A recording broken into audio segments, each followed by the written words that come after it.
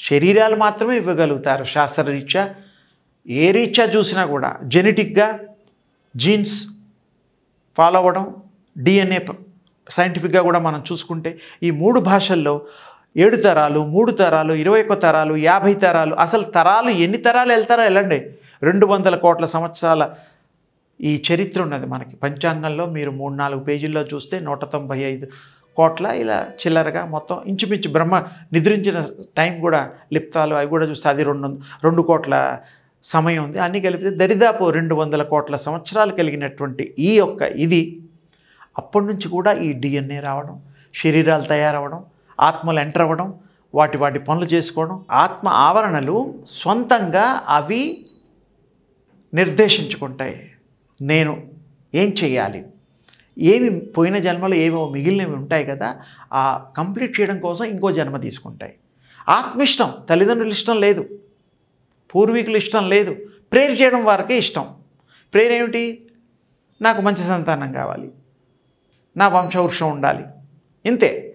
అలాంటప్పుడు ఇవన్నీ కూడాను ఈ యొక్క ఆత్మ సంచితం, ఆత్మలుగా వస్తూనే ఉంటాయి, శరీరాలు వస్తున్నట్టుగా. కానీ అది వేరు, ఆత్మ నిర్ణయాలు వేరు. ఆత్మ నిర్ణయించుకున్నటువంటిదే జన్మ. అది ఎన్ని జన్మలైనా తీసుకోగలుగుతుంది. ఇప్పుడు మనం జనరల్గా కూడా పంచవర్ష ప్రణాళిక, 5 years ప్లాన్ అది ఏదో పెట్టుకుంటాం, ప్లాన్ చేసుకుంటాం. 2 ఏళ్ళు అవుతుంది. మళ్ళీ if you want postpone, okay, ఇంకో 5 ఏళ్ళ తర్వాత కూడా చేసుకోవడానికి వీలుంటుంది. మనం సొంతంగా నిర్ణయించుకుంటాం ఈ శరీరంలో. ఆత్మలు కూడా అలా నిర్ణయాలు తీసుకోగలుగుతుంది. అది పోస్ట్పోన్ చేయగలుగుతుంది, ప్రీగా కూడా ముందరగా కూడా చేసుకోగలుగుతుంది. ఆత్మ శక్తివంతమైంది, నిర్ణయాధికారం కలిగినది, మంచి పనులు చేయడానికి, బాకీలు తీర్చుకోవడానికి. ఈ తల్లిదండ్రుల కోరికలను కూడా ఎందుకు కన్సిడర్ చేస్తుందంటే వారు శరీరాలు ఇచ్చారు కాబట్టి. అన్నేళ్ళు 60 ఏళ్ళో 70 ఏళ్ళో బతుకుతుంది కదా ఈ మానవుల ఈ శరీరం. ఆత్మకి అన్నేళ్ళు కదా, దానికి ఇష్టం వచ్చినప్పుడు సేపు బతుకుతుంది, ఇష్టం వచ్చినప్పుడు వెళ్ళిపోతుంది, దాని ఇష్టం. మనం ఇవన్నీ లెక్కల ప్రకారం ఒకటి ఊహ, ఇన్నేళ్ళు ఉంటారు, అన్నేళ్ళు ఉంటారు. సరే, భగవద్దత్తమైనటువంటి జాతకాలు కూడా ఉన్నాయి. మహానుభావులు ఎంతోమంది లెక్కలు కడతారు, వాక్శుద్ధి కలిగిన వాళ్ళు ఉన్నారు. అవి కూడా మనం కన్సిడరేషన్లో తీసుకుంటాం.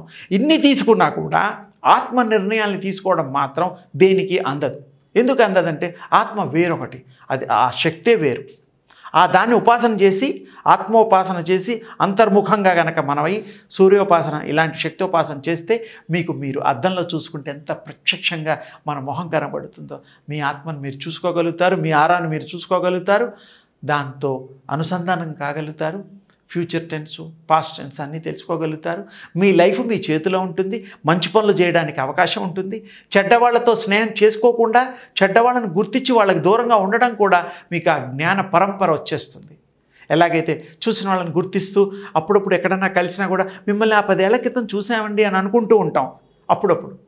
అలాగే ఆత్మ చెప్పేస్తుంది, పలానా వాడు ఇది, పలానాడు ఇది, మీకు తెలిసిపోతుంది. ఆ స్ఫురణ వచ్చేస్తుంది. అంటే దైవ స్వరూపులైపోతారు, శక్తి స్వరూపులైపోతారు. ఎంత గొప్ప ఆ యొక్క శక్తిమయమైనటువంటిది, దివ్య తేజోమయమైనటువంటిది ఆ యొక్క ఉపాసన. రోజు 20 సెకండ్లు ఒక్కసారి చూడాలి. సూర్యోపాసన రోజు చేయాల్సిన అవసరం లేదు. అది రిపీట్ చేస్తూ కాన్స్టెంట్ రిమెంబరెన్స్ మనం చేయగలిగిన నాడు మీకు సర్వము సిద్ధిస్తుంది. మీకు కావాల్సిన ప్లానింగ్ అంతా పరిసమాప్తం చేసుకొని మళ్ళీ జన్మ లేకుండా కూడా జన్మ రాహిత్యం కూడా చేసుకోవచ్చు. ఇది చాలా తేలికైంది. ఇవన్నీ గతంలో క్రియాయోగం కానీ, సూర్యోపాసన ఇవన్నీ కూడా మనం గతంలో కృష్ణస్వామి, రామస్వామి అందరూ భగవత్ స్వరూపులు అందరూ చేశారు. సూర్యోపాసన చెయ్యని దేవుడు ఒక్కరు లేరండి. ఆర్ఘ్యం ఇవ్వడం పొద్దున పూట అందరినీ మనం చరిత్రలో చూసాం. వాళ్ళు చూపిన మార్గమే ఇది. అది మనం మళ్ళీ ఇది ఆర్ఘ్యం ఇవ్వలేకపోయినా కనీసం మానసికంగా ఆ యొక్క దివ్య తేజస్సుని మనం అనుకరణ చేస్తూ ఆస్వాదిస్తూ మీరు ఆ దివ్యత్వాన్ని పొంది మీరు దివ్య స్వరూపులు కావడమే. సస్యశ్యామలంగా రైతులకు కూడా మరి వాళ్ళ పొలాలు ఉంటాయి, వాళ్ళకు కూడా ఇలాంటి ప్రాక్టీసెస్ చేశారనుకోండి, మరి చక్కటి పంటలు, చక్కటి జీవనము, చక్కటి సంగమం, దైవం మానుష రూపేణ అనేటువంటి దానికి సార్థకత వస్తుంది. భగవంతుడు మన హృదయ కుహరంలో ఉన్నట్టుగా మీరు ఆ దివ్య తేజో స్వరూపులైపోతారు. చాలా తేలిక, సర్వం విదితమైపోతుంది. అన్నీ తెలిసిన తర్వాత ఇంకా మనం ఎవరిని అడగాలి, ఎవరిని చేయించాలి, ఎవరితో బలవంతం పెట్టాల్సిన అవసరం కూడా లేదు. ఇష్టులు అయిష్టులు అందరూ తెలిసిపోతారు. చాలా తేలిగ్గా చెప్పాను.